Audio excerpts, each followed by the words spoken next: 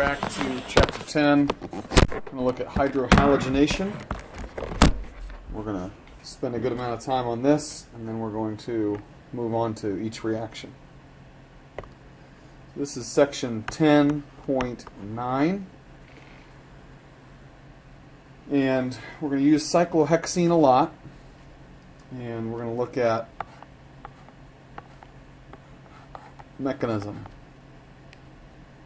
I'll draw the H's in there at first, and then we'll start dropping them off. HBr, you'd be given something like this. You might have to show a mechanism.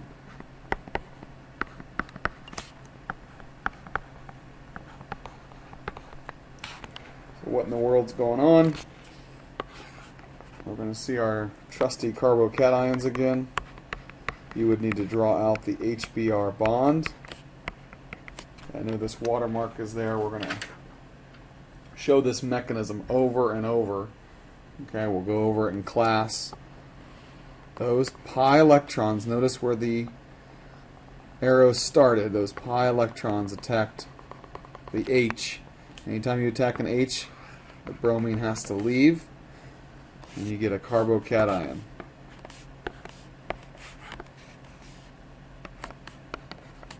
Either carbon could have the hydrogen. Let's circle the hydrogen that came from HBr. We're putting it right here. Okay? And so you could have put it at either carbon, and the carbocation could have gone at either carbon. So there's a carbocation that forms. You have a Br minus. Pick a lone pair. That lone pair is going to attack the carbon, empty p orbital. Carbocation gets attacked by the bromide, giving you the product. This is the rate determining step. Again, we're breaking a pi bond, and so that's going to cost some energy. It's a high energy step to get to the carbocation, and then it's fast to get to the final product. Okay? Notice Lewis base, Bronsted base. Lewis acid, Bronsted acid. Lewis base bromine, Lewis acid carbocation, not Bronsted. Okay? You could do the exact same thing with HCl. So you could use that as a take-home, right? Just start with cyclohexene, do the exact same reaction with HCl. Now let's look at a unsymmetrical alkene. So that's a symmetrical alkene. So 10.10 is Markovnikov's rule. The V is silent. Markovnikov, but you actually say it Markovnikov. Okay. There's some transition states and some energy diagrams that you should look at for alkenes. Okay. And they discussed the Hammond postulate again. We can go over that again. Let's look at Markovnikov's rule and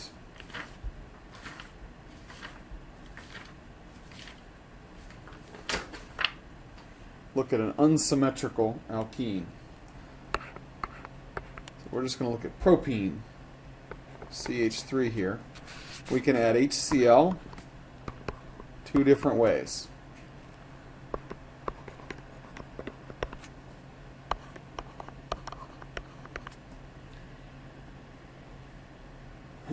We can either add the chloride to the internal carbon,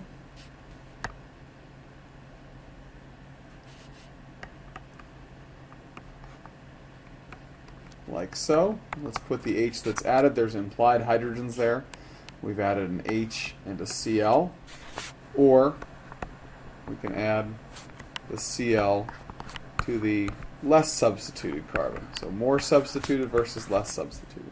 And the question is, which of these is going to happen, or which of these is not observed? And it's over here.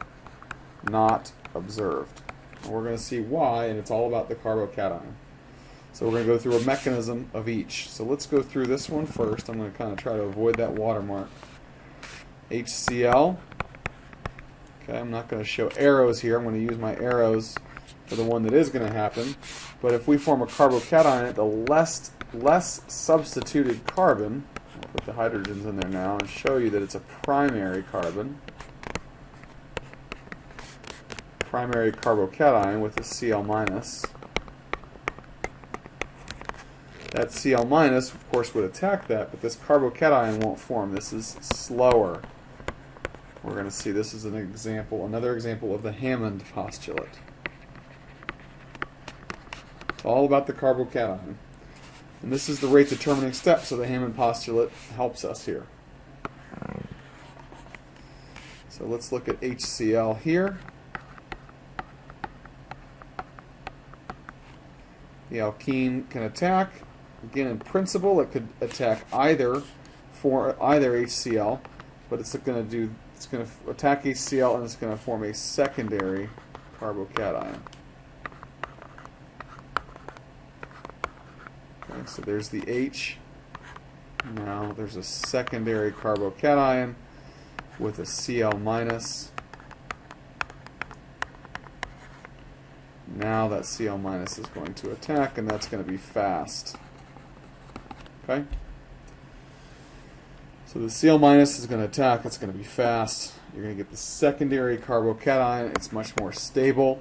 Okay? I want you to just be reminded of tertiary is more stable than secondary, and primaries don't form. Okay? So you can't get to the product because you can't get to the carbocation in the case of the primary. Again, this exact problem is discussed on page 401, and it is figure 10.11. Okay? So let's give you a few take-homes. These would be perfect questions to ask for your 5 bonus, or not bonus points, your 5 class participation points. I'm going to give you some reactions. I just want you to predict the product. There's only one product. Give me the product for that one.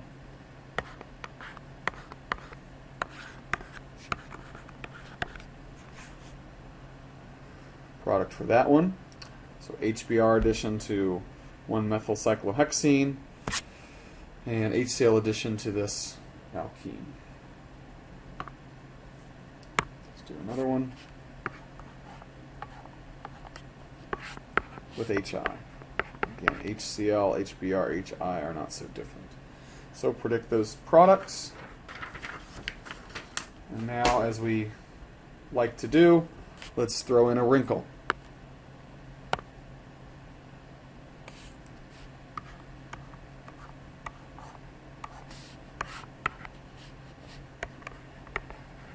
Let's predict the product.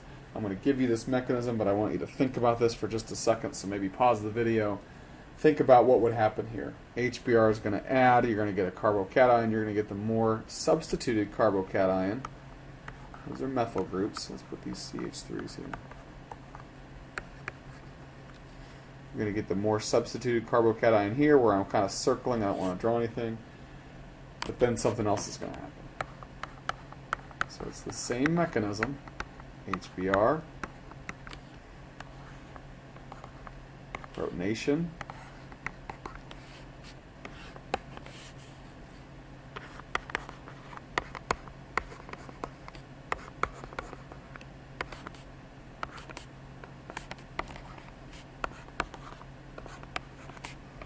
keep circling the H's that are added.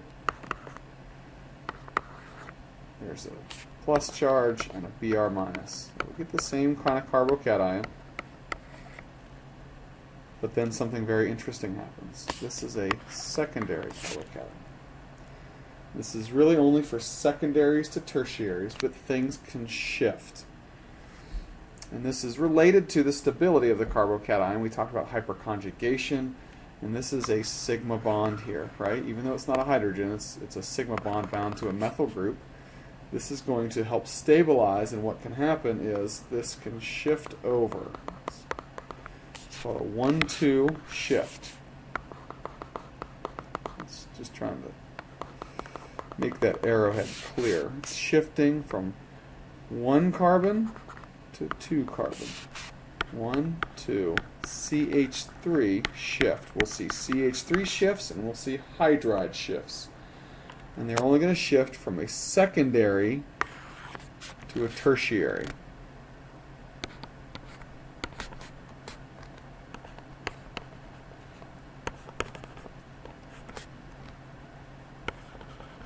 And abbreviate the CH3 on the right. This CH3 shifted over. And now what are you left with? A plus charge and a Br minus. A carbocation and a Br minus. And now that Br minus can attack to give you, that's the final product.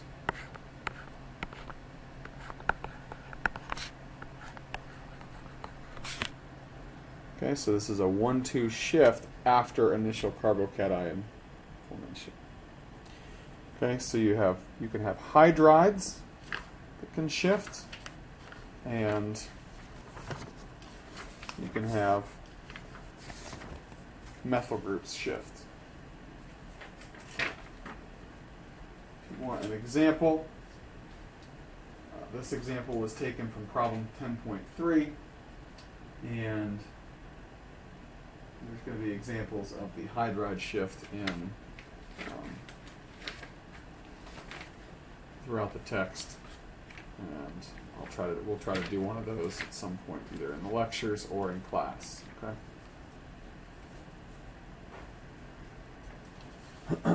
So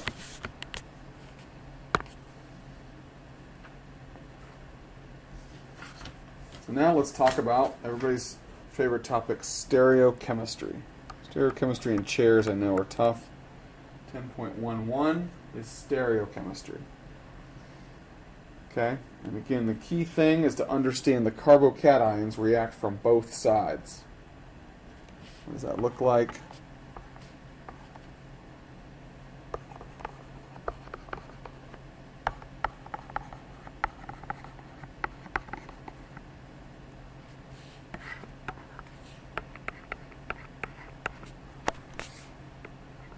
Again, I'm going to give you the product.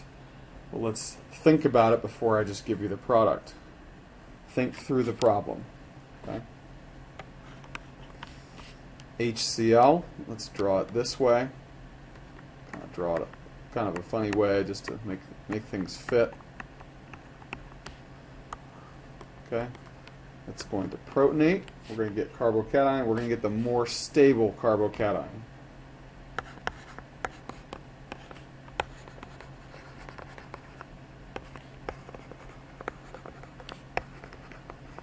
In this case, it's a tertiary. Okay, here's the proton from the HCl. So you get a carbocation.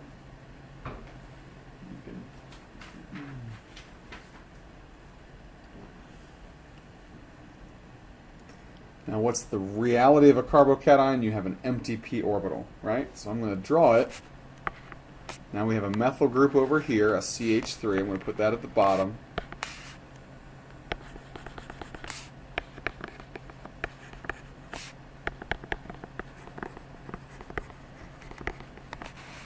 Right? This ethyl is coming out towards you. The propyl is behind you. What is the reality of this is there's a p orbital. Right? Empty p orbital. There's a plus charge there on the carbon. The Cl minus then can do what? It can either, this is an either or kind of thing. Again, not a mechanism question candidate, but a predict the products candidate. So either A or B. I'll just draw chloride again. It's not an extra chloride per se, but it's either or. So what does A or B look like? Enantiomers. Let's draw A up here.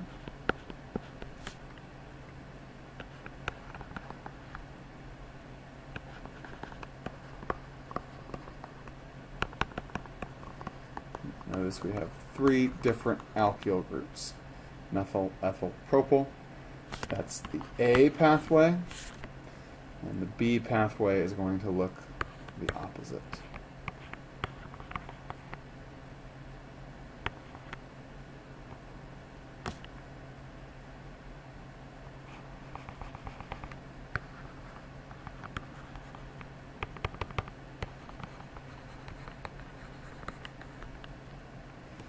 Okay, that's the B pathway.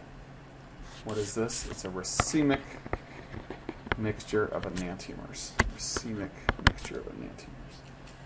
Okay, so racemic mixture is formed because the carbocation is trigonal planar. The Cl- will attack 50-50 from each side.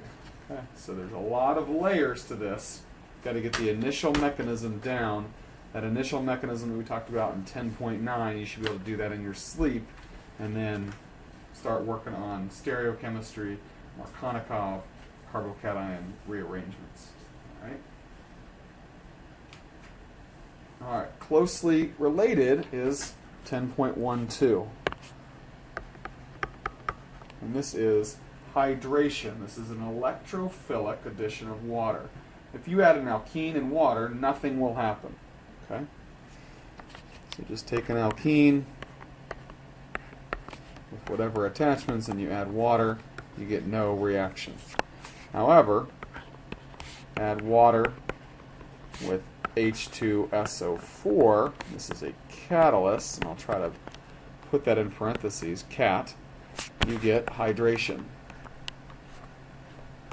OH and H. Those are added, but you need a catalyst. Okay? And we need to show the steps of how the catalyst is going to form. Now, what happens when you add water and H2SO4 together? It's the same thing that happens with water and HCl. You get dissociation. So let's break this up. Let's talk about this part first. And I'm just going to show you this down here. Water, yes, you would need to show all of this in a mechanism. I'm breaking it down so that you can do that.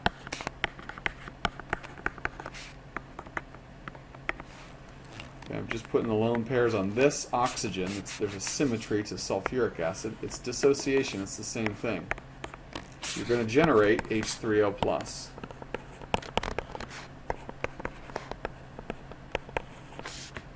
This is your active acid, H3O+. This is sulfonate. So sulfuric acid, it's a sulfonate. That's a minus charge right there on the oxygen. Okay? 3 lone pairs, minus charge. So now we have H3O+ with the sulfonate. So let's show the mechanism on the next page. I'm gonna carry over that acid. We have an alkene. We have this H2O, H2SO4 catalyst, CAT. What do you get? That's the same reaction. And now we're going to say that this is our active acid. Drawing that over here.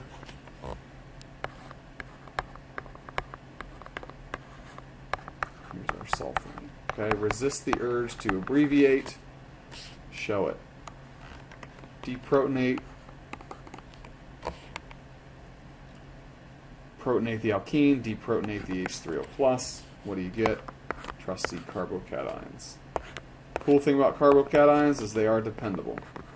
We've added an H. Notice the similarity of this mechanism to the other one. You just have to generate the acid, and then it's very, very similar.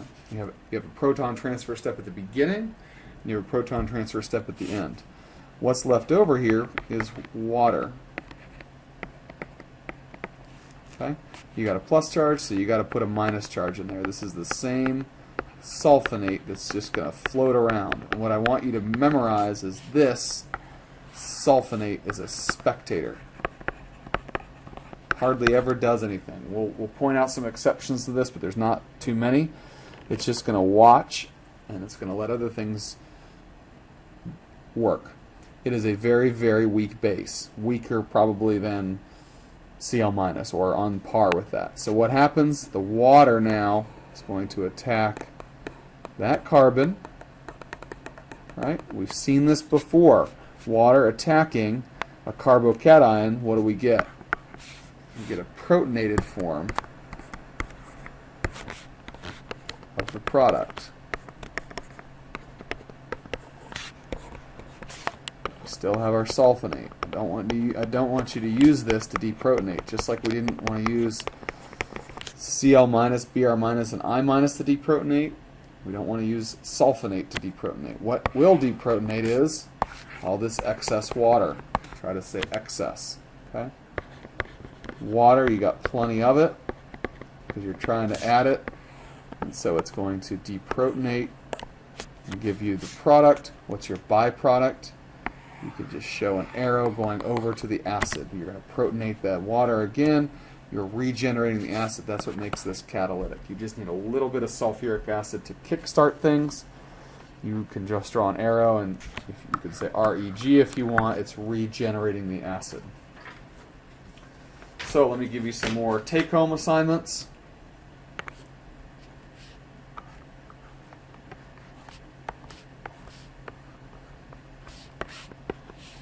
H2O excess, H2SO4 catalyst. What do we get?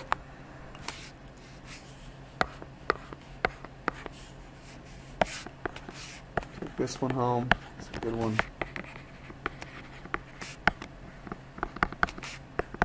Excess methanol, sulfuric acid, catalyst. What do you get?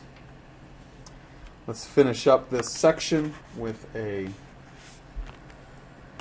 retrosynthesis problem.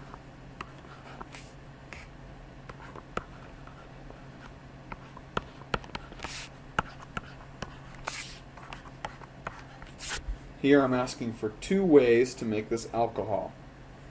Retrosynthetically, how can you make the alcohol? There's 2 possibilities. 2 alkenes. Not just 2 possibilities. So I want 2 alkenes to make this product.